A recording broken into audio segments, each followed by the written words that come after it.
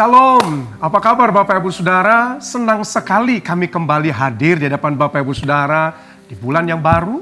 Kami percaya ada berkat yang baru, ada sukacita yang baru. Dan tentunya bulan ini bukan bulan yang biasa-biasa. Kami hadir dengan tema yang spesial, yaitu koneksi ilahi melalui Roh Kudus. Apa dan bagaimana isi daripada percakapan kita pada hari ini? Mari, saya mengajak kita untuk langsung saja menyaksikan bersama-sama dan mari kita menyapa para narasumber yang sudah tidak asing lagi bagi kita. Yang pertama ada Bapak Gembala Pembina, Pak Bambang Yonan, selalu Pak. Shalom. Apa kabar Pak? Luar biasa. Bapak sehat? Amin. Puji Tuhan, terima kasih buat waktunya Pak. Dan narasumber kita yang kedua adalah Gembala sidang kita yang juga kita kasih, yaitu Bapak Pendeta Daniel Edi Prayitno. Shalom Pak. Shalom. Apa kabar Pak? Puji Tuhan, luar biasa. Bapak sehat? Puji Tuhan. Terima kasih Pak untuk boleh menyediakan waktunya juga untuk kita boleh, Bapak-Bapak boleh memberkati para pemirsa yang menyaksikan acara ini. Dan tidak kalah penting juga ini representatif dari Sekolah Tinggi Teologi Pelita Kebenaran, Bapak Pendeta Dr. Robert Benedictus MTH. Shalom Pak. Shalom, shalom. Apa kabar Pak? Puji Tuhan, baik. Bapak juga sehat ya? Puji Tuhan, Puji baik. Tuhan. Terima kasih Pak buat waktu yang diberikan. kasih. Dan langsung saja Bapak Ibu Saudara, ini saya mau tanya sama Pak Robert. Pak Bapak ini kan sebagai representatif dari STT, sebagai teolog. Kita tahu bahwa bulan Mei ini kita bicara mengenai Roh Kudus dan tema kita bicara Roh Kudus. Kalau bicara mengenai Roh Kudus, maka kitab Kisah Para Rasul pasal yang pertama 14 hingga pasal 2 1 sampai 4, maka ini Tuhan ini kasih perintah kepada murid-murid untuk tinggal menantikan kehadiran penolong yang lain, yaitu Roh Kudus. Tetapi permasalahannya, Yesus tidak bilang tunggu berapa hari.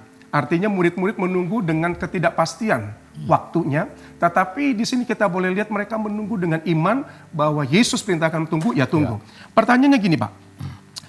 Bapak sebagai seorang teolog, apa sih Pak latar belakang dari kitab Kisah Para Rasul pasal yang pertama tadi, ayat 14, hingga Kisah Rasul pasal 2 ayat 1 sampai 4 tadi. Sehingga apa yang dialami oleh murid-murid secara rohani ini merupakan fase yang sangat penting, yaitu fase penantian di mana itu adalah waktu Roh Kudus belum dicurahkan. Silakan Pak.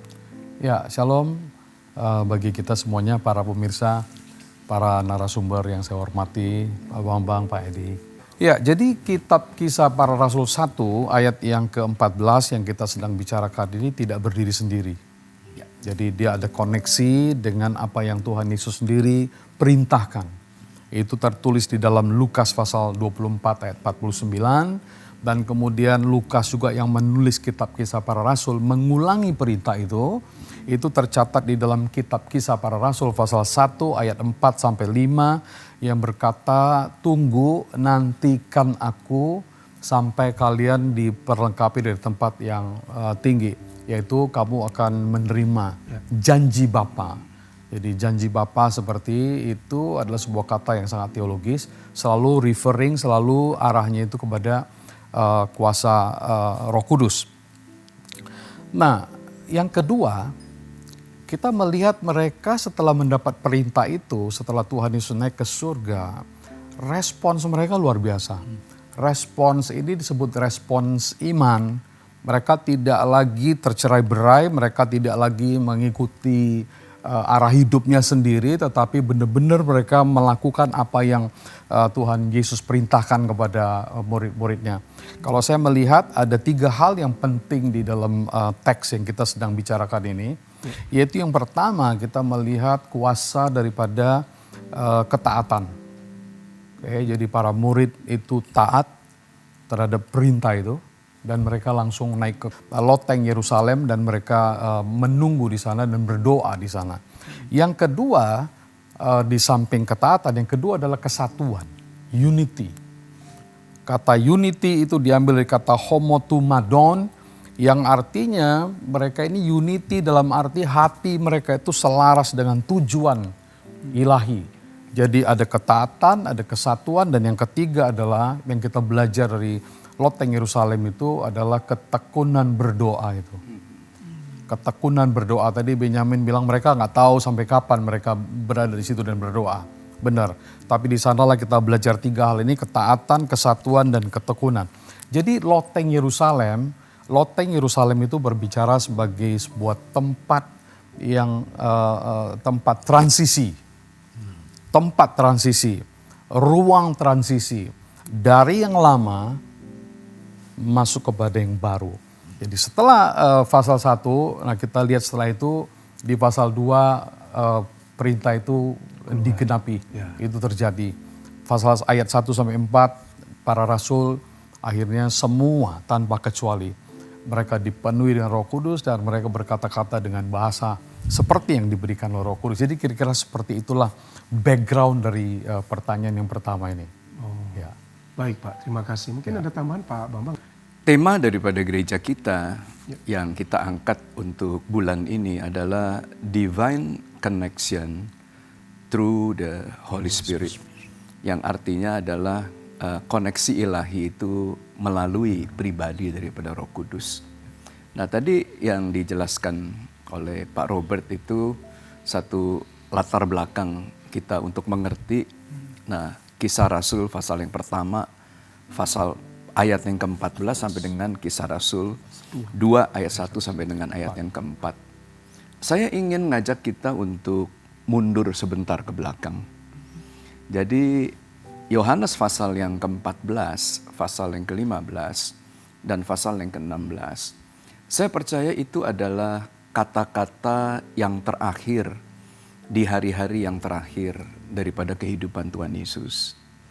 Karena di pasal 14, nah Tuhan berkata, aku akan kembali ke rumah Bapa. Dan pada waktu Tuhan Yesus bertemu dengan Bapa, maka Tuhan Yesus itu akan minta kepada Bapa untuk mengirimkan Roh Kudus. Karena Tuhan tidak ingin kita itu hidup yatim piatu. Kita hidup sendirian dalam dunia ini. Oleh sebab itu Tuhan akan minta kepada Bapa di surga untuk memberikan seorang penolong yang lain buat kita. Nah pertanyaannya, apa sih peran daripada Roh Kudus itu di dalam kehidupan kita? Nah bagaimana kemudian Roh Kudus akan menghubungkan kita dengan Bapa yang ada di surga? Kalau kita kemudian melihat di dalam kitab Roma pasal yang ke-8 ayat yang 26, maka dicatat bahwa Roh Kudus itu adalah penolong kita dalam kelemahan kita. Nah jadi setiap kita, ya Ben, punya kelemahan, saya percaya. Saya punya kelemahan, Pak Robert punya kelemahan, Pak Edi juga punya kelemahan. Nah, pribadi daripada Roh Kudus ini tidak akan membiarkan kita itu tinggal dalam kelemahan dan keterbatasan kita. Nah, oleh sebab itu, kita memerlukan kehadiran daripada Roh Kudus untuk menolong kita dalam kelemahan kita. Sehingga kita tidak hidup dalam keterbatasan, kita tidak hidup dalam kelemahan, tapi Tuhan akan menolong kita untuk mengatasi kelemahan dan keterbatasan kita.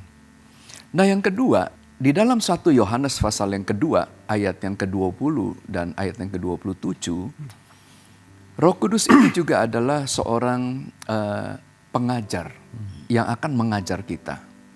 Nah apa yang kemudian diajarkan oleh Roh Kudus? Nah di dalam Yohanes pasal yang ke-16 dicatat bahwa Roh Kudus akan memimpin kita untuk masuk ke dalam seluruh kebenaran. Saya percaya sampai hari ini itu kita punya keterbatasan untuk bisa melihat betapa panjang, betapa lebar, betapa tinggi, dan betapa dalam hikmat Tuhan. Kita nggak bisa mengukur. Nah bagaimana kemudian kita yang duniawi ini bisa kemudian mengerti hal-hal yang rohania, mengerti hal-hal yang spiritual, mengerti hal-hal yang dari dunia supranatural. Nah disinilah pentingnya kehadiran daripada Roh Kudus. Karena kan Allah itu roh. Dan Allah itu kan di surga. Nah gimana cara kita itu bisa mengenal roh? Satu-satunya pribadi Roh Kudus inilah, yaitu pribadi yang paling mengenal segala sesuatu yang ada dalam hati Bapa. Nah, maka Dia yang akan mengajar kita bahwa ini loh Tuhan yang kepadanya kamu beribadah. Jadi sehingga kalau kita membaca Alkitab tanpa pertolongan daripada Roh Kudus, nah sulit buat kita itu untuk bisa mengerti isi yang sesungguhnya daripada firman itu. Nah sehingga banyaklah muncul, nah inilah para bidat, influencer yang pengetahuannya juga terbatas. Nah kenapa? Karena saya percaya kalau orang itu dipimpin oleh Roh Kudus, maka perkataannya itu pasti membangun. Karena firman Tuhan itu bermanfaat untuk mengajar orang, untuk membangun orang, untuk menghibur orang. Nah kemudian yang berikutnya lagi, nah Tuhan berkata begini, aku akan mengirimkan seorang penolong yang lain dan dia akan memuliakan aku, kata Tuhan Yesus. Nah jadi kita ini kan gereja yang senang memuji menyembah Tuhan. Nah bagaimana cara kita bisa memuliakan Tuhan? Kita bisa memuliakan Tuhan dengan tubuh kita. Tapi kita juga bisa memuliakan Tuhan dengan roh kita. Jadi kalau kita memuliakan Tuhan hanya dengan tubuh kita, itu baru kemudian seperberapanya dari apa yang kita miliki. Nah kita tidak bisa memuliakan Tuhan dengan segenap kehidupan kita. Karena kan kita juga adalah makhluk rohani gitu loh Pak Robert. Iya, betul. Nah bagaimana sekarang cara kita memuliakan Tuhan juga dengan roh kita. Nah maka Roh Kudus akan membantu kita untuk memuliakan Tuhan Yesus yang ada di surga. Sehingga saya percaya dengan pengurapan, dengan pertolongan, dengan pewahyuan, nah daripada Roh Kudus, kualitas pujian penyembahan kita itu makin berbobot. Karena kan Tuhan ajarkan, barang siapa yang mau menyembah aku harus menyembah aku dalam roh dan kebenaran. Jadi kalau kita sekarang tidak melibatkan pribadi daripada Roh Kudus, atau dengan kata lain kita menyingkirkan pribadi daripada Roh Kudus dalam pujian penyembahan kita, nah maka kita kehilangan kepenuhan terhadap apa yang Tuhan janjikan kepada kita melalui penyembahan itu sendiri. Nah, yang keempat, yang terakhir, ini yang paling penting, bahwa seringkali kita nggak tahu kita itu melakukan kesalahan, melakukan pelanggaran, dan jatuh dalam dosa.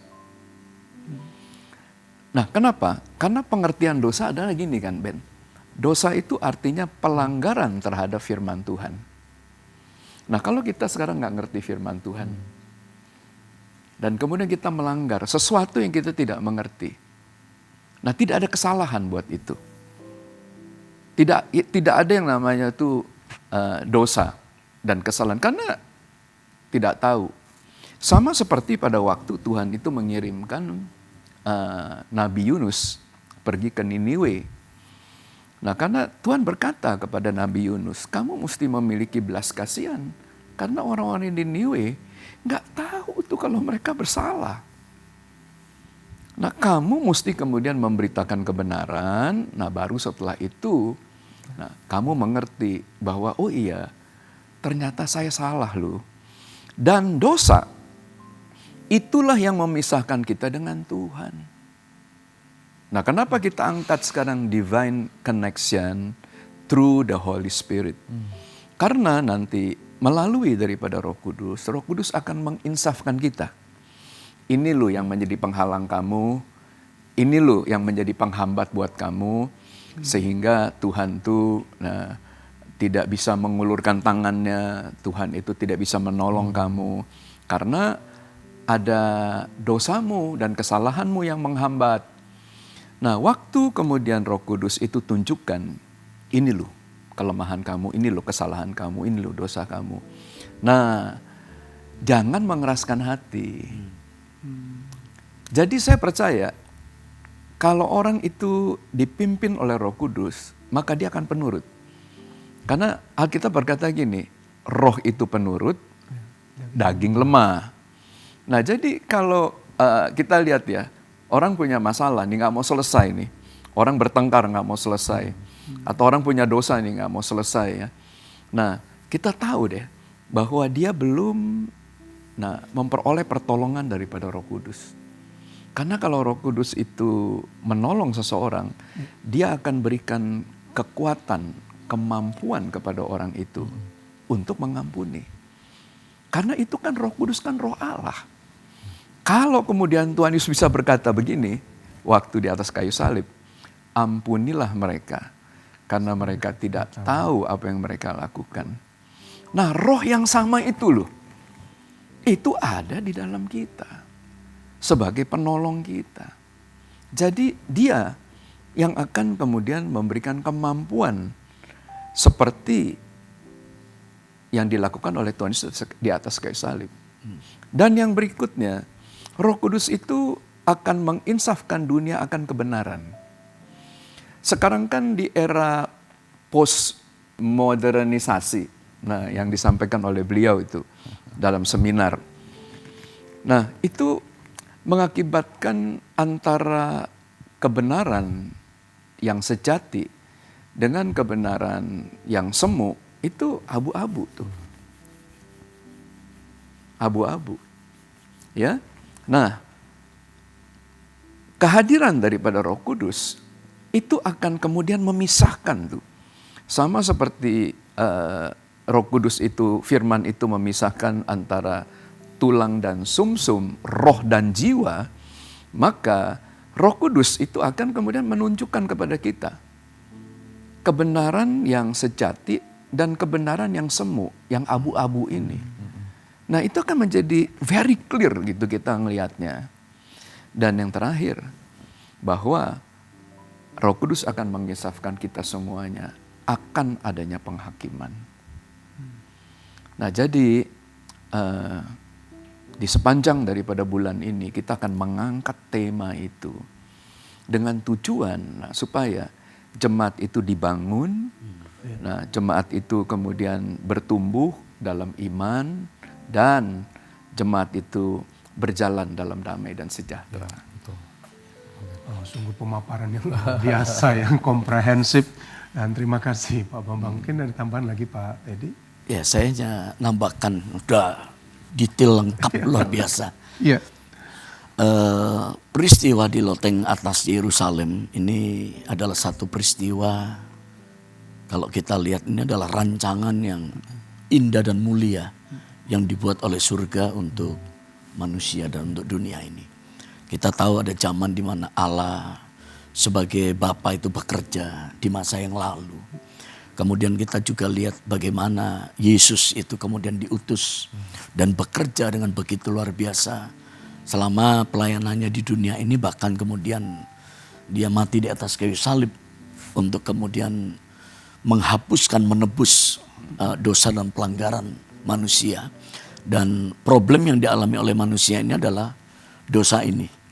Nah tapi pada waktu kemudian masa daripada perjalanan pelayanan Yesus selesai, maka Yerusalem dalam Kisah Rasul pasal 1, 14 Kisah Rasul pasal yang kedua, itu kemudian membunyikan gaung yang luar biasa, bahwa Roh Kudus itu kemudian dicurahkan.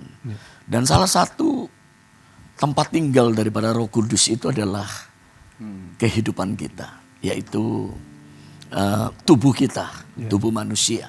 Yang selama ini, selama kita tinggal di dalam dosa, maka hal yang seperti ini sulit untuk terjadi. Tapi pada waktu dosa itu dibersihkan, maka roh itu tinggal. Dan dampak daripada Roh Kudus yang tadi disampaikan oleh Gembala Pembina kita amat sangat luar biasa. Dampak daripada karya pekerjaan Roh Kudus yang menolong kita, memimpin kita, membawa kita kepada kebenaran. Dia juga kemudian mulai kemudian memberikan kuasa dalam kehidupan kita. Dia juga kemudian yang akan menyebutkan Allah Bapa.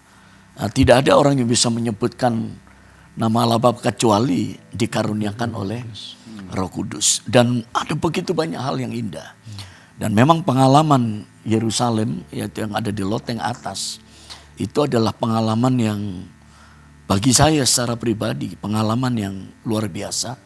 Karena beberapa kali kita juga menyaksikan dan melihat pada waktu kita itu berada di sana. Ada satu lawatan-lawatan yang memang Tuhan itu berikan kepada kita.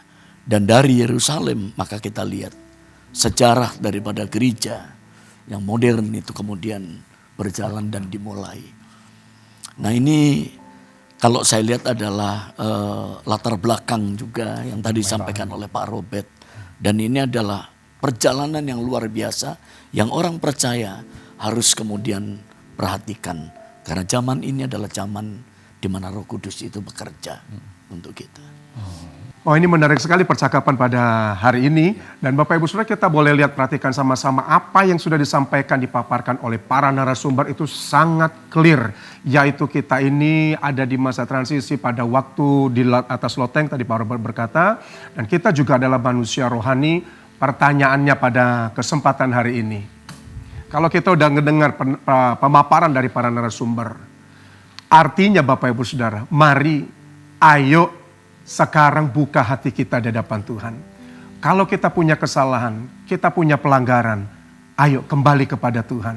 Mari bangun hubungan kembali sama Tuhan. Karena pada waktu Roh Kudus dicurahkan, Tuhan akan berikan kemampuan untuk kita untuk boleh mengerti apa yang Bapa mau dan apa yang Tuhan ingin lakukan bagi setiap kita. Kira-kira begitu ya Pak ya. Dan ini menarik sekali Pak, terima kasih untuk pemaparan dari pertanyaan yang pertama. Ini pertanyaan yang kedua juga nggak kalah menarik. Mungkin saya berikan ke Pak Edi mungkin ya Pak ya. Nah Pak, kalau kita boleh jujur nih ya Pak ya. Kita boleh jujur di bahwa banyak orang percaya yang aktif di dalam gereja. Ataupun aktif mungkin dalam kerohanian, dalam pelayanan.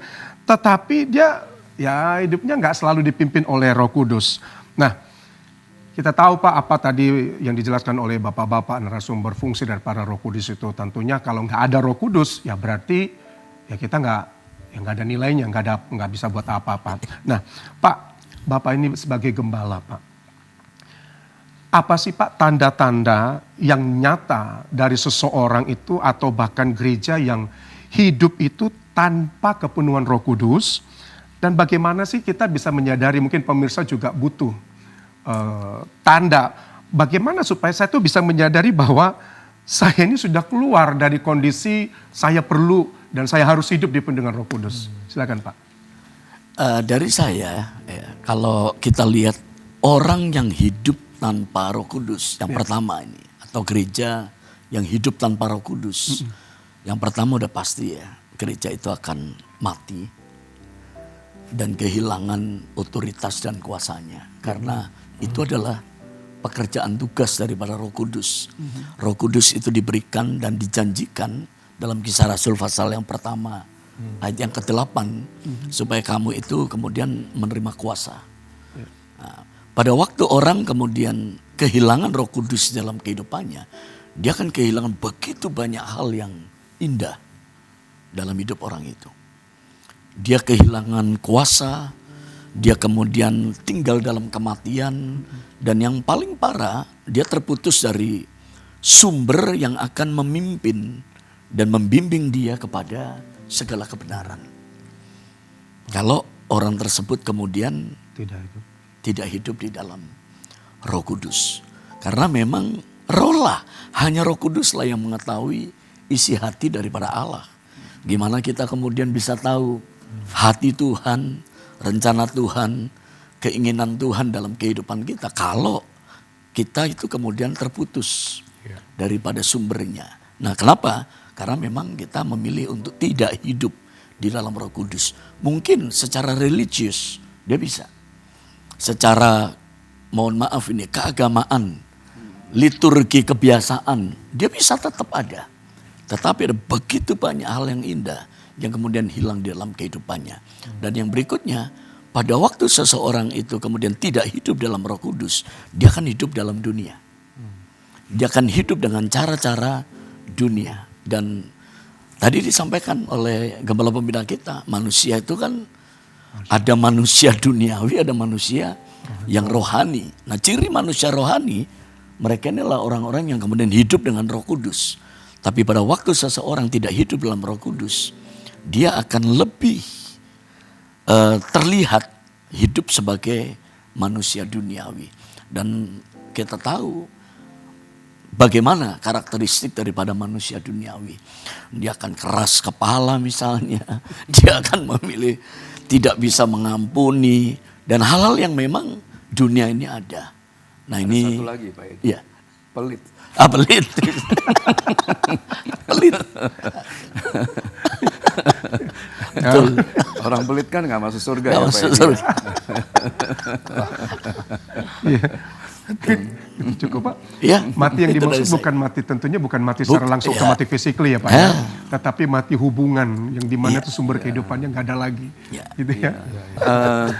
Dunia media sosial itu sekarang banyak diwarnai itu oleh pelayanan-pelayanan daripada influencer dan juga oleh orang-orang yang mengaku bahwa mereka adalah datang dari aliran-aliran kebenaran yang menyebut dirinya apologetik, yang ingin kemudian mengoreksi gereja.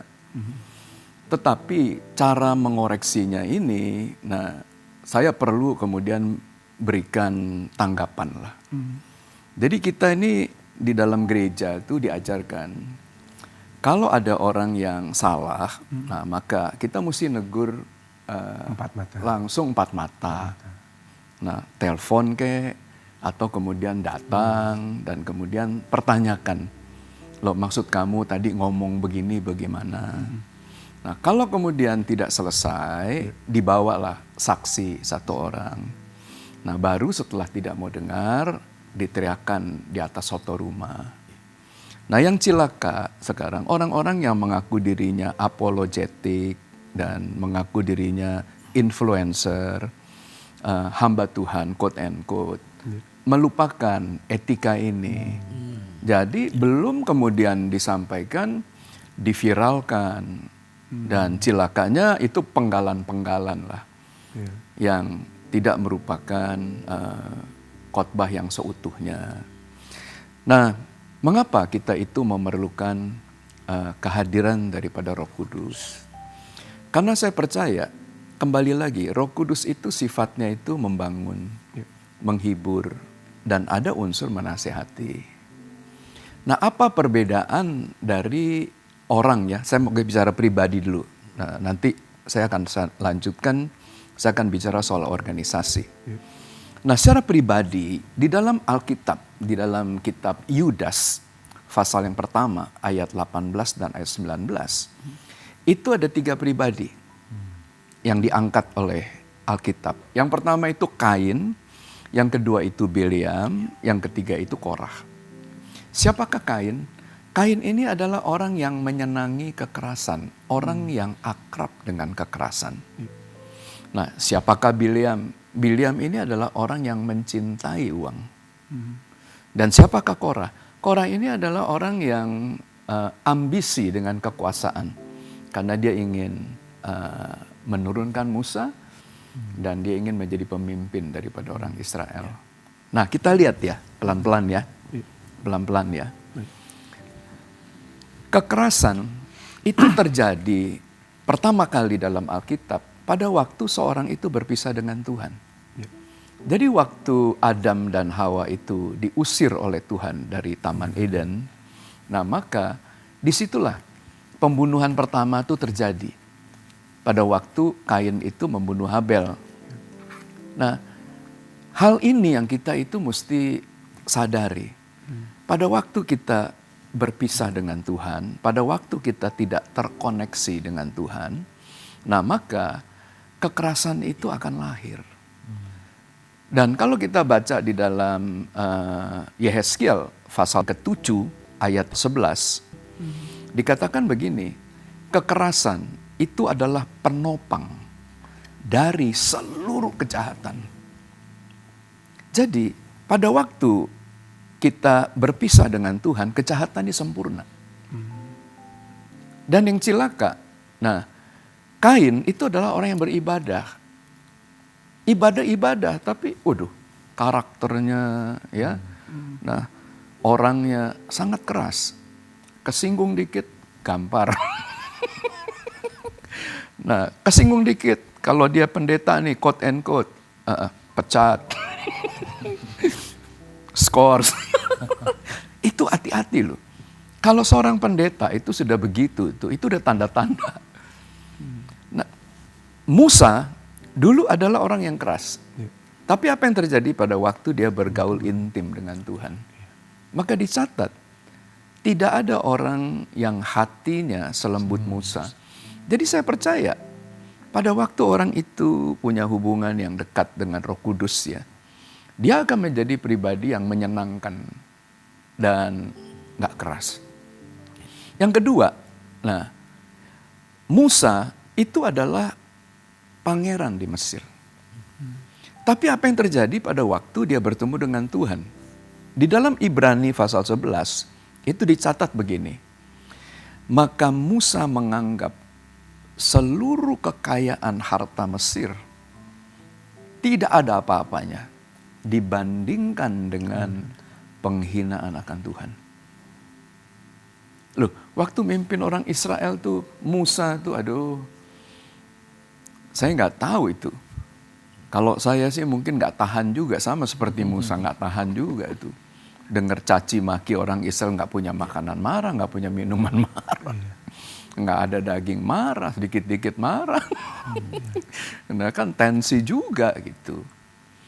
Nah tetapi Musa itu bisa menganggap penderitaan di padang gurun itu sesuatu yang jauh lebih berharga. Nah pertanyaannya kenapa? Karena dia ketemu Tuhan.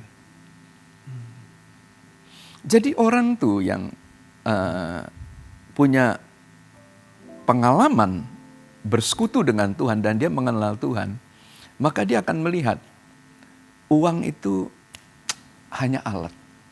It's only money. Bukan menjadi tujuan hidup, bukan sesuatu yang perlu dipertaruhkan dengan darah dan air mata. It's only money. Oleh sebab itu penting ini, pada hari-hari ini kita mengangkat tema ini, divine connection through the Holy Spirit. Nah yang ketiga, Korah ini adalah orang yang ambisi dengan jabatan. Sama dengan Rasul Paulus pada waktu dia masih bernama Saulus. Tapi pada waktu dia bertemu dengan Tuhan di pintu kota Damaskus, maka dia membuat statement yang luar biasa. Yang dahulu segala sesuatu yang aku lihat mulia, menjadi sampah. Oleh karena apa? Oleh karena pengenalan daripada Paulus itu dengan Tuhan. Nah jadi Ben, saya percaya kalau kemudian kita lihat nih ada pribadi-pribadi yang oleh karena jabatan, oleh karena popularitas, dia mengorbankan iman. Nah, itu kita udah tahu dah. Wah ini orang udah jauh dari Roh Kudus. Atau kalau ada orang yang kemudian, pokoknya duit aja gitu. Nah atau keras begitu. Nah apa yang terjadi dengan ketiga orang ini, ketiga golongan orang ini, Kain, Bileam, dan Korah. Nah mereka itu akan mengejek orang-orang yang dipimpin, yang dipenuhi oleh Roh Kudus. Makanya jangan heran banyak influencer atau apologetik yang menyerang. Mana itu ada karunia roh, mana itu ada bahasa roh gitu. Jadi muncullah pengejek-pengejek yang mengejek orang-orang yang berjalan dengan kuasa daripada Roh Kudus yang disampaikan. Kesembuhan ilahi itu zaman dulu gitu. Sekarang udah enggak lagi. Nah, timpang berjalan itu dulu, sekarang enggak ada lagi. Bahasa roh dulu. Nah, itu pribadi ya, Ben ya. Tapi saya mau bicara juga secara organisasi. Tadi betul yang Pak Edi sampaikan. di secara organisasi gereja yang tidak mau menerima pekerjaan daripada Roh Kudus, nah maka gereja itu pada hakikatnya tidak memperoleh kepenuhan akan kepenuhan Tuhan. Nah karena begini, untuk bisa menerima kepenuhan Tuhan nih, satu gereja menerima kepenuhan Tuhan, maka Roh Kudus itu memberikan dari 5 jawatan tuh, itu bidangnya Pak Robert tuh. Nah 5 jawatan ini, nah itu harus ada. Di mana kita berkolaborasi, nah di sana yang tadi Pak Edi sampaikan, kita bekerja sama, nah kemudian kita unity, nah kita kemudian tidak melihat kepentingan kita masing-masing, dan kita tidak mengangkat panggilan atau jabatan kita. Oh yang paling penting dalam gereja penginjil lu, yang satu bilang enggak lu, yang paling penting gembala lu, kalau kamu nggak gembala kamu kurus-kurus lu semuanya. Nggak begitu gitu ya. Tapi kita kerjasama, nah dengan begitu jemaat itu kan ngalami kepenuhan. Pada waktu jemaat ngalami kepenuhan, saya percaya karunia roh dan buah roh itu terlihat. Jadi gampang untuk kemudian kita melihat apakah kehadiran daripada Roh Kudus atau karya daripada Roh Kudus ada atau tidak dalam jemaat itu. Nah dilihat dari karunia-karunia roh, dan kita lihat dari karunia-karunia pelayanan dan buah-buah roh. Nah itu dari saya. Yang tentunya buahnya itu lebih dinikmati orang ya Pak ya? Harus Bukan dong. dinikmati sendiri ya Pak? Iya dong. Bagaimana dengan Pak Robert? Iya, ini pertanyaan nomor 2 ini sangat penting. Ya. Di tengah-tengah kita sedang membicarakan tema yang bagus, luar biasa ini.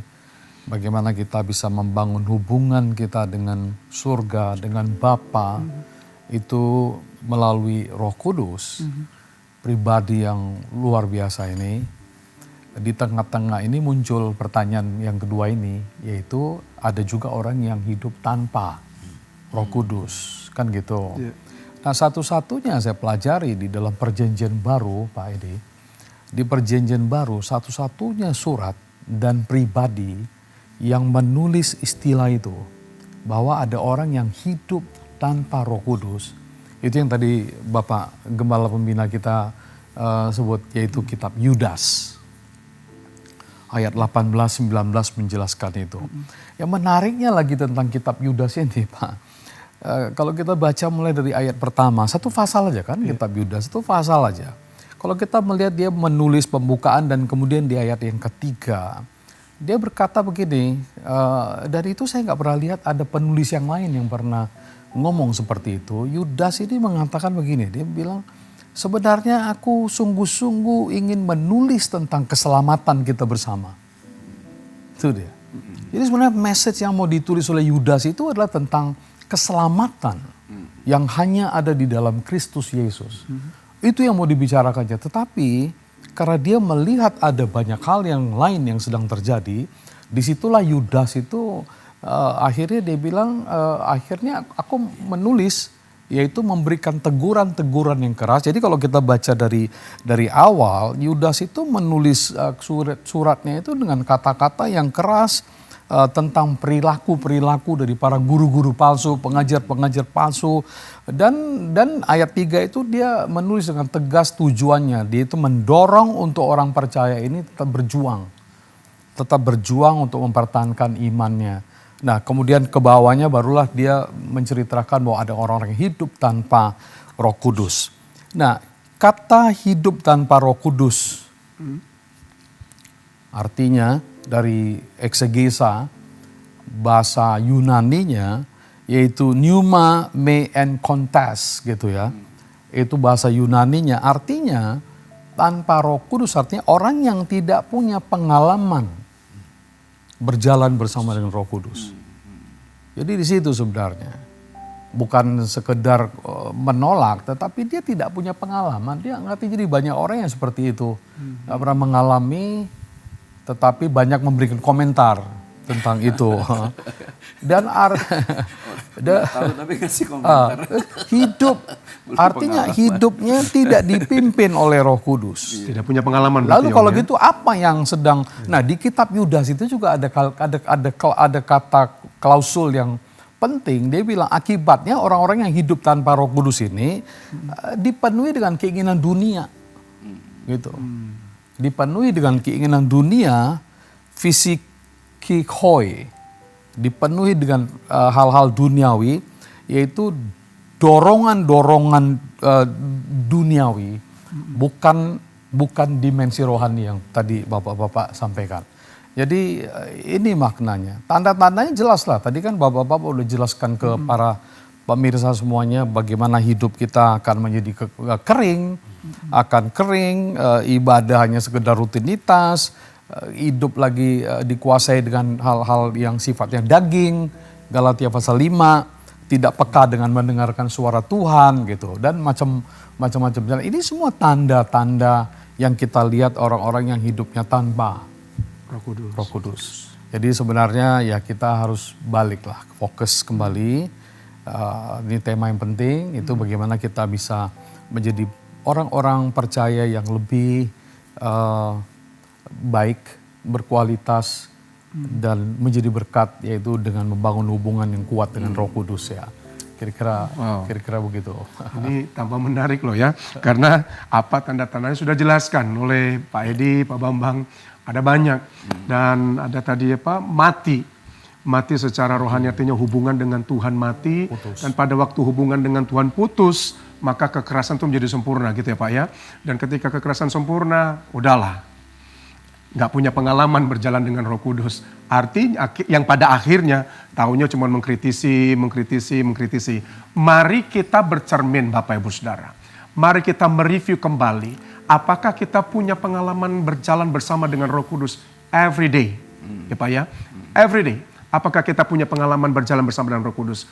Kalau kita masih dikuasai, tadi dijelaskan oleh para narasumber, gampang sakit hati, tersinggung, emosional, dikit-dikit mati kau, inilah, udahlah ya, itu udah tanda lah itu ya, udah tanda lah kita tuh, ayo kita kembali kita memiliki hubungan dengan Tuhan. Dan Roh Kudus, Alkitab mencatat seseorang tidak akan mengenal pribadinya kecuali Roh itu sendiri. Demikian juga Allah. Yang mengenal roh Allah itu adalah roh sendiri, roh Allah itu sendiri. Dan hari ini, bulan ini tema kita bicara Roh Kudus, kita bicara roh Allah sendiri. Tujuannya supaya roh Allah itu membawa kita kembali kepada Tuhan. Kita berubah menjadi pribadi yang tidak lagi keras, tidak lagi kasar, mukanya bisa senyum, nggak muka ketat 12 pas, tetapi bisa dengan sukacita menghadapi apapun. Dan percayalah, ini menjadi tanda bagi orang yang tidak dipenuhi Roh Kudus. Kalau Bapak Ibu Saudara mungkin selama ini ya tanda-tanda itu ada, ayolah bilang kanan kiri Anda kalau Anda menyaksikan acara ini bersama dengan teman-teman, teman sepelayanan. Karena tadi ada orang merasa dia melayani, ternyata ya itu suka maki orang, iya suka, apalagi tadi ya pelit, nah udahlah. Kalau itu teman-teman ada di sebelah Anda, bilang sama mereka, katakan begini, kita berubah ya. Hari ini kita terima Roh Kudus, hari ini kita mau mengalami pengalaman dengan Roh Kudus. Nah, untuk pertanyaan berikutnya mungkin dan untuk Pak Robert. Ya, Bapak tadi sudah memaparkan poin yang pertama, bicara mengenai kitab Kisah Para Rasul, pasal yang pertama, pasal yang kedua, ayat 1-4. Dan ini merupakan satu pengalaman yang luar biasa. Kenapa? Karena kalau kita perhatikan di ayat itu, setelah itu maka Roh Kudus itu dicurahkan, dan akibat dari pencurahan Roh Kudus itu maka ada perubahan yang radikal, nggak nyicil, tetapi radikal. Dan perubahan itu kita boleh lihat bukan hanya pada waktu mereka ada di Bait Allah, bukan hanya ada di loteng, tetapi di luar. Di luar loteng maka ada perkara-perkara yang luar biasa yang dilakukan oleh para murid. Pak, pertanyaan saya begini. Bagaimana kita itu bisa memastikan bahwa pengalaman kita dengan Roh Kudus tidak berhenti pada momen rohani saja. Dan sebaliknya juga menghasilkan keberanian untuk bersaksi yang memberikan dampak nyata dalam kehidupan sehari-hari. Ya. Silakan Pak. Oke, baik dari saya kira-kira begini. Dasar untuk menjawab pertanyaan ketiga ini tentang kita itu setelah mengalami pengalaman bersama dengan Roh Kudus, kita nggak hanya berhenti sampai di situ. Karena kenyataannya kita melihat para rasul itu betul-betul luar biasa, menjadi begitu, ya saya pakai kata agresif lah.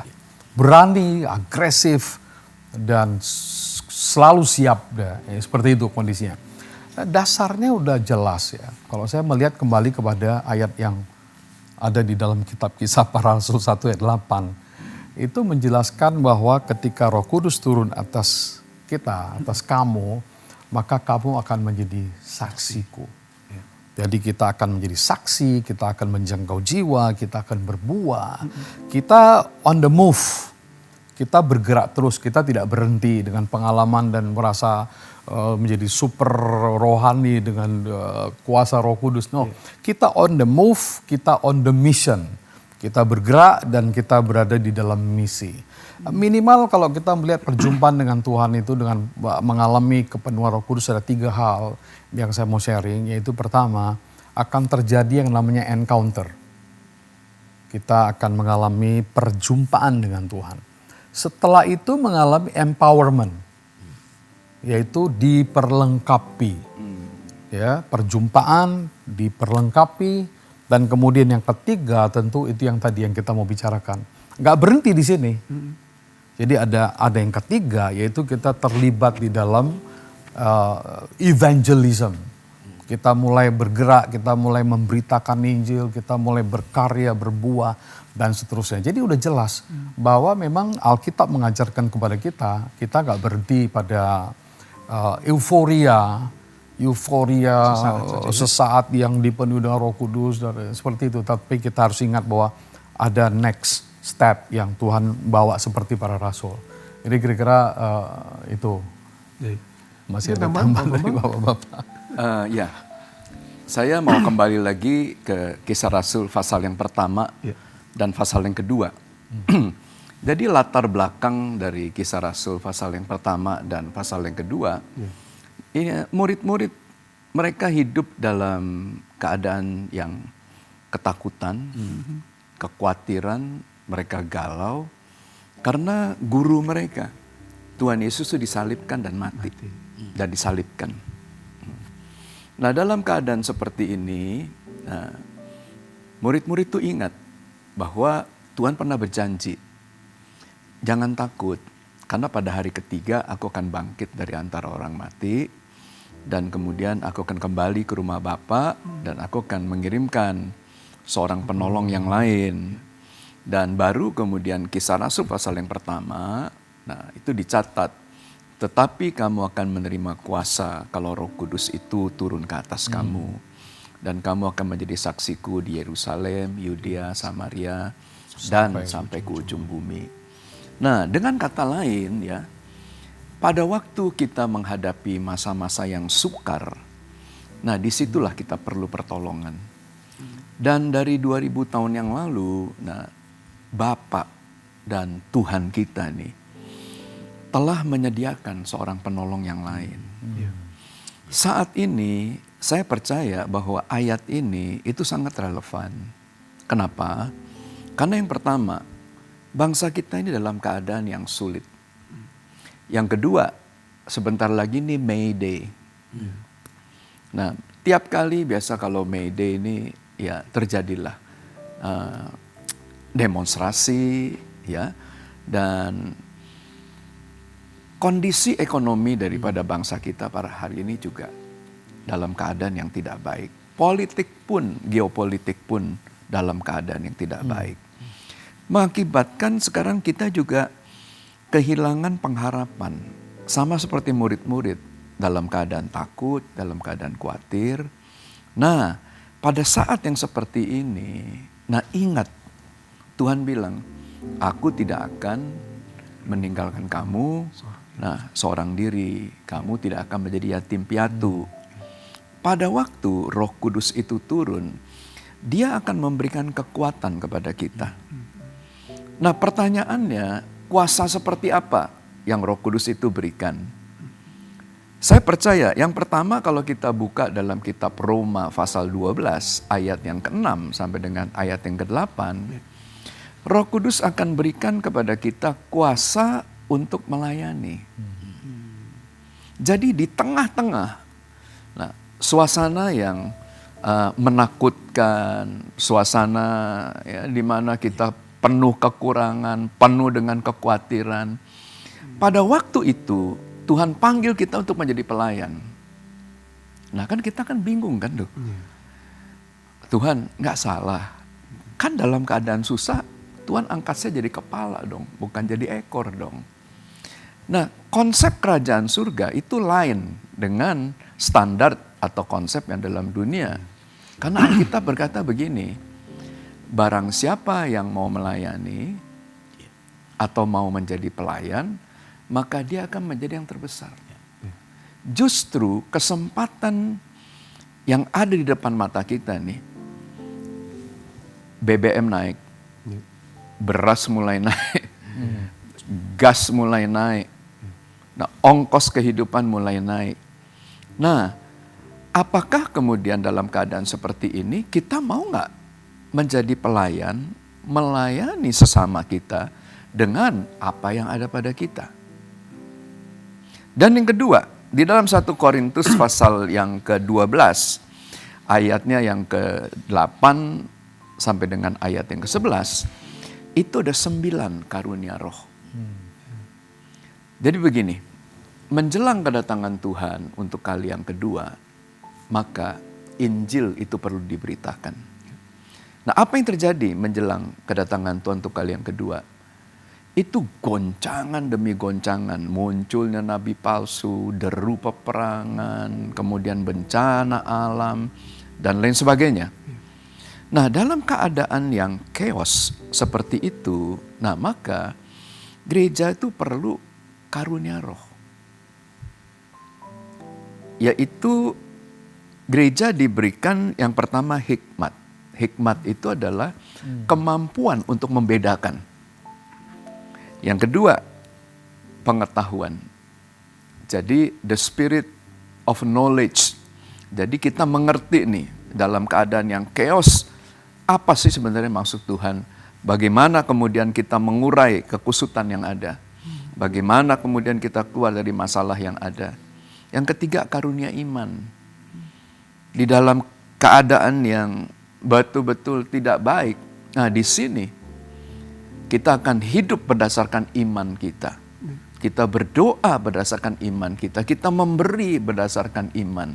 Dan oleh karena iman itu, Tuhan memperhitungkan apa yang kita lakukan di masa-masa yang sulit. Nah, ini ada karunia penyembuhan. Kesembuhan ilahi. Ada kemudian mukjizat. Ada kemudian nubuat, membedakan roh, bahasa roh, dan interpretasi daripada bahasa roh.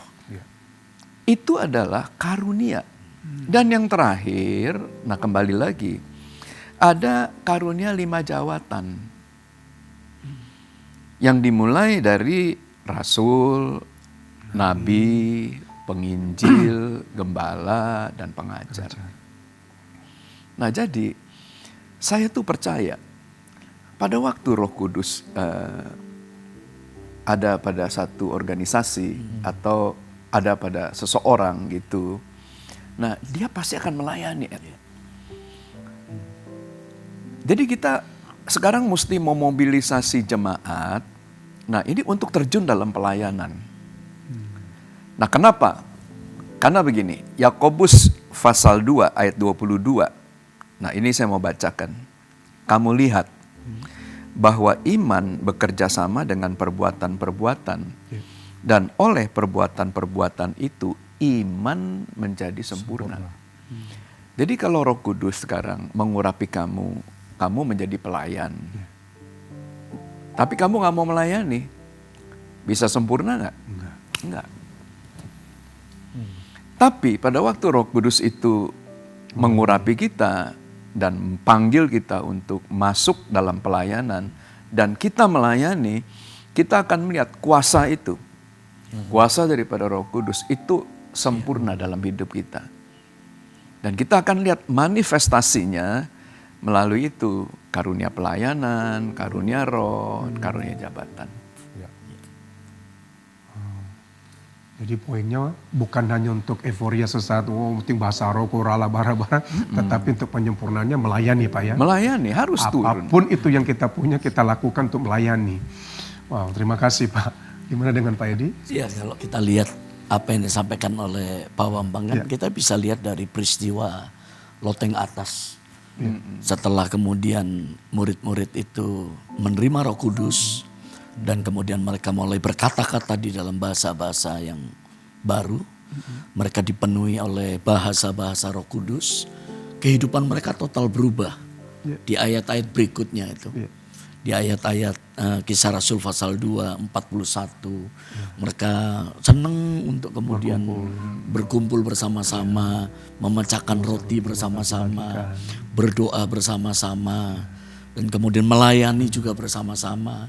Dan Tuhan menambahkan jumlah orang-orang, bilangan orang-orang yang percaya bertambah-tambah terus. Dan sampai kemudian ada di antara mereka yang kemudian saling membagi, menjual apa yang mereka miliki dan kemudian dibagi bersama-sama, menikmati kehidupan yang bersama. Ini adalah salah satu ciri juga pada waktu seseorang itu kemudian hidup di dalam Roh Kudus. Dan jangan lupa salah satu poin yang amat sangat penting dalam ayat 47, mereka disukai. Itu. Mereka disukai oleh semua orang. Jadi semua orang disukai. Nah, ini yang jadi problem belakangan ini kan, kita itu menjadi orang disukai atau tidak. Kalau kita dipenuhi oleh Roh Kudus, salah satu manifestasi daripada pekerjaan Roh Kudus itu, maka kita itu akan disukai oleh semua orang. Dan dari Kisah Rasul pasal 2, kalau kita lihat kemudian pasal-pasal berikutnya, kita lihat mereka itu kemudian mulai mengutus, mulai pergi untuk melayani, memberitakan Injil, dan kemudian terjadilah kegerakan yang amat sangat besar. Jadi memang pada waktu kita dipenuhi Roh Kudus, 3 hal yang tadi disampaikan oleh Pak Bambang, ada buah roh yang kemudian mengalir, ada karunia roh yang kemudian mengalir, dan kita kemudian memiliki, karunia untuk kemudian melayani. Tidak berhenti, sebab pada waktu kita berhenti, Roh Kudus itu diberikan untuk kita, menolong kita, memimpin kita, untuk kita itu bisa juga melayani orang lain. Jadi melayani ini bukan berarti di konteks mimbar aja ya Pak ya? Iya. Jadi ini menarik loh Bapak Ibu Saudara, artinya di tengah-tengah masa sulit, bukan hanya kita yang pertama kali ngalami masa sulit, ternyata murid-murid juga ngalami masa sulit zaman Yesus pasca Yesus mati, mereka ditinggal oleh Yesus karena Yesus dikubur.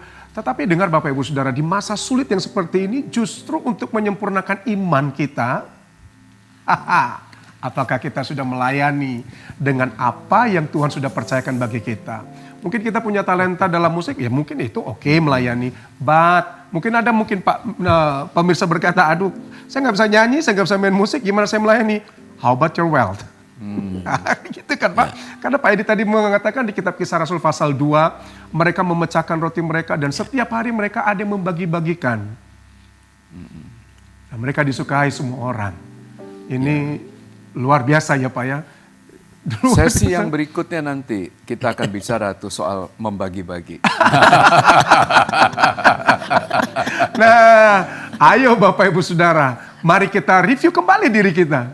Apakah kalau kita berkata, aku sudah penuh Roh Kudus, tandanya apa? Bisa berbahasa roh? Tapi pertanyaan berikutnya, sudah sempurna belum imannya? Jangan berhenti cuma dipenuhi Roh Kudus saja, tetapi mari kita melayani supaya iman kita disempurnakan dan kita menjadi saksi di mana saja kita berada, kita disukai semua orang. Ya, nah ini pertanyaan yang keempat selanjutnya ya Pak ya, ini mungkin ke Pak Edi ya. Ke Pak Edi, Pak. Kembali kepada Kisah Para Rasul pasal yang kedua ayat 1 sampai 4 tadi. Di mana kita melihat bahwa murid-murid itu tidak sedang berada dalam kondisi yang ideal. Ya tentunya mungkin secara psikologi mereka terkali lagi tergoncang karena Yesus ninggalin mereka secara fisik juga. Dan ya Artinya mungkin lawan-lawannya seterus-terus mereka beranggapan, udah gak ada lagi pemimpin orang ini. Ini waktunya, mungkin mereka berpikir begitu. Dan mereka baru saja menghadapi sesuatu yang juga tidak baik. Namun justru di dalam situasi seperti itu, sebaliknya malah Roh Kudus itu dicurahkan bagi mereka. Nah, Pak, melihat peristiwa di kitab Kisah Para Rasul tadi, ayat yang kedua tadi, pasal kedua tadi, dan relevansinya dengan situasi hidup kita hari-hari ini, yang penuh juga dengan tantangan, tadi sudah dipaparkan oleh Pak Bambang, Indonesia lagi keadaan yang tidak baik. Mengapa, pertanyaannya Pak, mengapa kepenuhan Roh Kudus itu menjadi sesuatu yang sangat penting dalam kehidupan sehari-hari, dan bagaimana sih Pak supaya kita itu bisa benar-benar hidup itu bergantung kepada Roh Kudus itu sendiri Pak? Silakan Pak. Iya. Kalau kita lihat situasi, kondisi, keadaan daripada dunia yang tadi disampaikan oleh Pak Bambang dan juga keadaan daripada bangsa, beberapa pendoa dan juga para hamba-hamba Tuhan ini kan juga melihat bahwa sampai dengan tahun ini perlu diuji kembali hal-hal yang seperti ini. Sampai dengan tahun 2030, dunia ini kan sedang mengalami sebuah transisi. Ada perubahan-perubahan yang terus berjalan dengan amat sangat luar biasa. Dan hari ini kita melihat bahwa terjadi peperangan yang cukup besar ya sebetulnya. Dalam dunia yang tidak kita lihat. Dalam dunia yang kita lihat, kita tahu ada konflik yang ada di kawasan, khususnya yang ada di Timur Tengah. Dan ini bisa menimbulkan konflik untuk daerah-daerah yang lain. Tapi di sisi yang lain, dalam satu kehidupan yang berbeda, ada terjadi peperangan antara rencana Tuhan bagi dunia ini dan juga kegelapan. Jadi ini terjadi perseteruan peperangan yang amat sangat luar biasa. Nah, disinilah manusia, spiritualitas kita itu perlu kemudian muncul. Dan manusia roh kita itu hanya bisa kemudian mampu untuk kemudian melihat semuanya ini kalau kita itu dipenuhi oleh Roh Kudus. Sebagai manusia kita itu daging lemah, tetapi pada waktu kita itu kemudian berjumpa dengan Roh Kudus, dipenuhi dengan Roh Kudus, maka Roh Kuduslah yang akan membimbing kita, menuntun kita, menolong kita. Kalau kita baca ya dari dalam Roma pasal 8 ayat yang ke-26, demikianlah roh itu membantu kita. Karena kita tidak tahu harus seperti apa, kita berdoa, kita bertindak dan sebagainya. Tapi pada waktu kita dipenuhi oleh Roh Kudus, maka roh yang akan menuntun kita, roh yang akan membantu kita, roh yang akan memberikan hikmat kepada kita untuk apa yang kita kemudian lakukan dan kemudian kita jalani. Nah ya, penting sekali bagi kita untuk kemudian dipenuhi oleh Roh Kudus. Kekuatan manusia kita akan sangat terbatas menghadapi semuanya ini. Tapi kalau kita kemudian dipenuhi Roh Kudus, kita akan punya kemampuan untuk menghadapi apapun juga yang kemudian terjadi di depan kita. Oh, jadi mau tidak mau tetap harus ya Pak ya? Mau tidak mau, suka nggak suka, harus suka tidak suka, setiap hari ya Pak. Setiap hari. Setiap harus hari. perlu dipenuhi oleh Roh Kudus. Baik, Pak. Ya ini pertanyaannya juga sangat praktikal sekali. Sebagai orang percaya, sebagai pengikut-pengikut Kristus, khususnya kita di zaman sekarang ini, yang mungkin kadang-kadang pribadi Roh Kudus ini tidak terlalu banyak orang yang alami dan kenal, kurangnya hubungan yang seperti itu. Jadi memang tema ini mengingatkan kita ke arah itu. Nah, khususnya pertanyaan tadi kan seberapa pentingnya Roh Kudus itu di tengah-tengah situasi-situasi yang sulit seperti yang kita sedang bicarakan ini. Ya, saya melihat bahwa jawaban sebenarnya bukan hanya dari kata-kata kita, tapi kembali kepada apa yang Alkitab katakan kepada kita. Dan tentu untuk menjawab pertanyaan itu, saya kutip beberapa ayat saja ya. Yang pertama Yohanes 16, tadi Bapak udah singgung itu. Yohanes 16 ayat 13, apabila ia datang, siapa dia? Yaitu Roh Kudus, disebut roh kebenaran. Jadi roh kebenaran, dia akan memimpin kamu ke dalam seluruh kebenaran, Sebab ia tidak berkata-kata dari dirinya sendiri, tapi dari segala sesuatu yang didengar, itulah yang akan dikatakannya dan seterusnya. Jadi di tengah-tengah kesulitan situasi saat ini, kita butuh tuh roh kebenaran itu supaya kita nggak jatuh. Yang kedua, dalam Roma 14:17 ini berkata bahwa sebab kerajaan Allah itu bukan soal makanan, minuman, tapi soal kebenaran, soal damai sejahtera, dan sukacita oleh Roh Kudus. Jadi kita harus memang betul-betul serius mengerti hal-hal yang dikatakan oleh firman hari-hari ini tentang pribadi ini, Roh Kudus. Dan yang terakhir, yang ketiga, saya ambil dari kitab 2 Timotius 1 ayat 7 yang berkata, sebab Allah memberikan kepada kita bukan roh ketakutan. Dalam situasi seperti ini, bukan roh ketakutan, melainkan roh yang membangkitkan kekuatan, kasih, ketertiban. Jadi ya kita peganglah janji-janji ini. Ya, ini bukan ideologi kita, bukan juga kepintaran kita untuk, tapi kembali ke Bible, kembali apa yang Alkitab ajarkan dan katakan, khususnya tentang pribadi Roh Kudus di tengah-tengah kita dalam keadaan sulit seperti ini. Sebegitu penting juga ya Pak. Thank you. Ya. Di tengah kesulitan, maka ada pribadi yang memberikan kekuatan. Bagaimana dengan Bapak? Saya mau menekankan ini bahwa kita ini berada pada akhir zaman. Kita ini ada pada end time. Nah, end time ini adalah momen di mana Kristus itu akan datang untuk kali kedua dan menjemput gerejanya di awan-awan yang permai. Pada waktu Kristus masih hidup, maka Kristus itu pernah mengajarkan kepada murid-muridnya, dan Kristus itu melemparkan satu pertanyaan kepada murid-muridnya. Nah, di mana dia sampaikan begini, serigala punya liang, burung itu punya sarang, tapi anak manusia tidak memiliki tempat untuk meletakkan kepalanya. Nah, pertanyaannya why? Pertanyaannya karena tubuhnya yang adalah gereja, nah ini masih belum bisa bersatu. Kalau istilah Pak Edi, nah gereja kena penyakit autoimun, jadi saling nyerang. Inilah salah, itulah salah. Nah, ini saya mau minta melalui talk show ini bagi yang mendengar, stop lah. Nah, kenapa? Karena gereja yang dipenuhi oleh Roh Kudus, yang dipimpin oleh Roh Kudus, nah maka gereja ini akan nyatu dengan gereja-gereja yang lain. Karena ada dua komponen yang bisa menyatukan gereja. Nah, ini kita pernah bicarakan di talk show yang lalu. Yang pertama adalah damai sejahtera yang akan mengikat kita. Dan yang kedua itu adalah kasih. Dan dua-duanya, kasih dan damai sejahtera, itu adalah buah daripada Roh Kudus. Nah, kenapa kita kemudian sangat memerlukan dan sangat bergantung? Karena tanpa kekuatan, kuasa daripada Roh Kudus, sulit buat kita untuk bisa menerima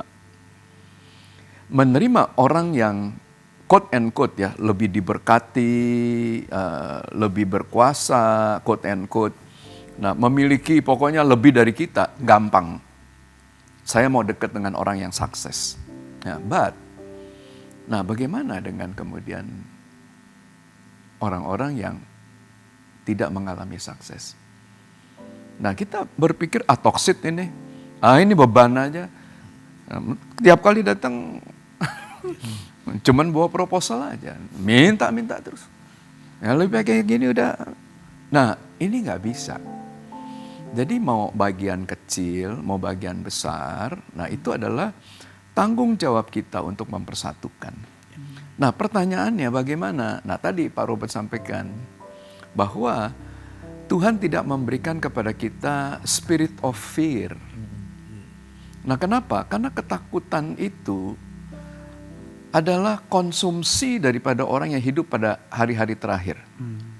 Karena kan deru peperangan, kelaparan, bencana alam, kemudian pengkhianatan. Nah, itu mengakibatkan orang takut. Orang takut ngomong, orang takut bertindak, orang takut melayani, orang takut memberi.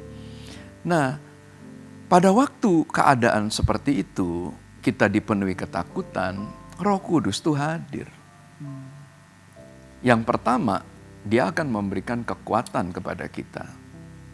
Sama seperti yang dialami itu oleh Nabi Yesaya. Dan juga persis seperti apa yang dialami itu oleh murid-murid. Kesamaannya adalah, kan di zamannya Yesaya, raja tuh mati tiba-tiba. Raja yang, membawa Israel kepada keberhasilan, keberuntungan. Nah, itu talkshow yang lalu. Tiba-tiba mati. Dalam tahun matinya Usia. Maka Tuhan menampakkan diri. Nah, sama. Pada waktu Kristus itu mati naik ke surga, maka kemudian Roh Kudus itu diutus untuk mendampingi kita. Nah, jadi dalam keadaan yang susah seperti ini, jangan takut. Karena Tuhan akan bersama dengan kita. Nah, ini message yang kemudian mesti ditangkap. Dan pada waktu Roh Kudus itu bersama dengan kita, Dia akan memberikan kemampuan kepada kita untuk mengasihi. Spirit daripada kekristenan itu cuma dua, mengasihi Tuhan dan mengasihi sesama. Dan Alkitab katakan gini, ya, iman itu akan sempurna, akan berhenti. Pengharapan itu akan berhenti. Tapi ada satu yang tidak berkesudahan, kasih. Saya percaya yang membawa kita masuk kepada kekekalan untuk bersama-sama dengan Tuhan, itu kasih. Ini luar biasa juga ya Bapak Ibu. Ini pemaparan yang sangat spesial kira-kira begitu. Dan hari ini apa yang menjadi ketakutan kita? Jangan berpikir bahwa masalah saya berat. Ingatlah bahwa tokoh-tokoh dalam Alkitab juga pernah mengalami. Dan hari ini juga masih relevan Bapak Ibu Saudara. Apa yang menjadi ketakutan kita? Ingat, Tuhan tidak memberikan roh ketakutan, gitu ya Pak, tetapi roh keberanian. Apa yang menjadi ketakutan kita hari ini? Jalannya mudah. Mari bangun kembali hubungan dengan Tuhan. Mari terima Roh Kudus, maka Roh Kudus akan memampukan kita. Jangan takut. Masalah boleh datang, tetapi ingat, roh yang ada dalamku lebih besar daripada apa yang ada di dunia ini. Roh kita itu kalau dipimpin Tuhan, udahlah, gak usah takut lah, ya kan? Kalau Alkitab aja menunjukkan murid-murid kehilangan Tuhan Yesus secara fisik, tapi Yesus tidak meninggalkan mereka, tapi ada Roh Kudus, maka Alkitab yang sama juga berlaku bagi kita. Ada Roh Kudus, ada Roh Kudus, dan ada Roh Kudus. Hanya terimalah. Bukalah hati kita dan terimalah kekuatan daripada Tuhan. Nah, Pak, ini pertanyaan yang terakhir. Ya, ini sekalian closing statement aja mungkin dari Pak Bambang sebagai orang tua rohani kami dan pemirsa sebagai yang menyaksikan. Pak, dari perjalanan dari loteng atas hingga pencurahan Roh Kudus, maka kita belajar nih bahwa Tuhan itu tidak pernah berubah. Dan seringkali perlu dipersiapkan adalah hati dan respon kita. Pak, sebagai orang tua rohani, sebagai gembala pembina, apa closing statement Bapak untuk tema ini bagi pemirsa dan anak-anak Bapak yang memperhatikan? Sangat sederhana. Jadi buka hati untuk menerima Roh Kudus di dalam hati kita. Dan yang kedua, saya percaya Roh Kudus nanti akan memimpin kita. Dan pada waktu Roh Kudus memimpin kita, jangan keraskan hati. Ikuti saja. Karena saya percaya nanti waktu kita ada di persimpangan, roh di dalam kita itu akan berbicara di dalam hati kita. Nah, di situ kita mesti melatih dan berjalan dengan Roh Kudus seperti tadi disampaikan oleh para narasumber yang lain. Nah, itu tidak berhenti pada pengalaman kita bertemu dengan Roh Kudus. Tapi harus kemudian diteruskan dengan pelayanan. Dan yang terakhir, kalau kita baca Alkitab tanpa tuntunan daripada Roh Kudus, tanpa pewahyuan daripada Roh Kudus, maka yang kita baca ini akan membawa kita kepada kematian. Tapi pada waktu kemudian kita membaca Alkitab dengan pertolongan daripada Roh Kudus, maka kebenaran itu akan memerdekakan kita. Kebenaran itu yang akan menjadi perisai buat kita. Tuhan memberkati. Terima kasih Pak. Pak Robert? Oke.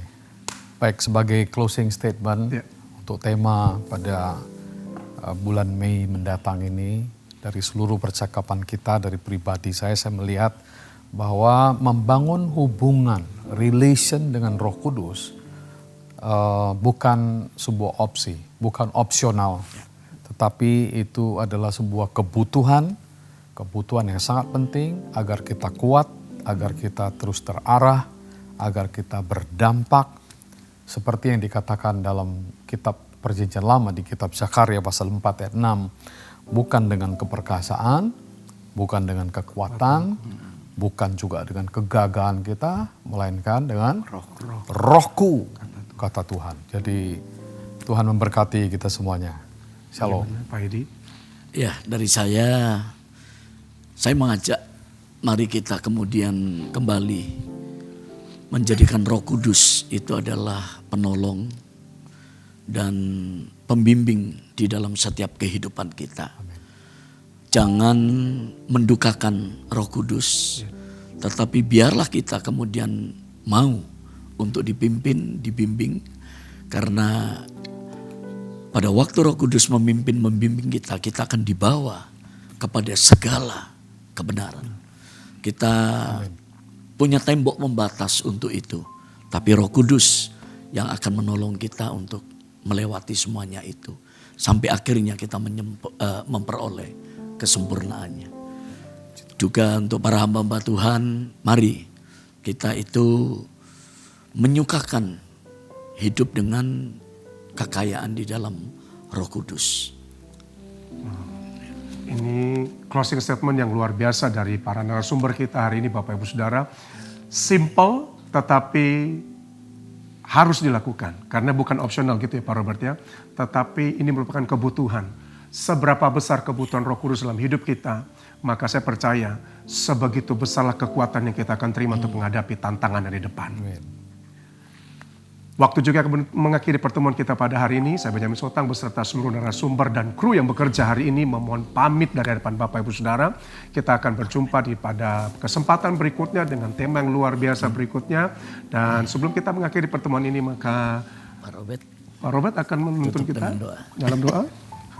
Baik, Bapak Ibu Saudara sekalian, marilah kita satukan hati kita. Kita menutup talk show dan kita berdoa. Bapa, kami mengucap syukur untuk tema yang sangat luar biasa dan sangat indah.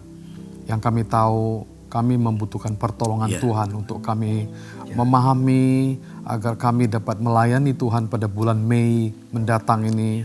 Kami mengucap syukur untuk tema Divine Connection through the Holy Spirit.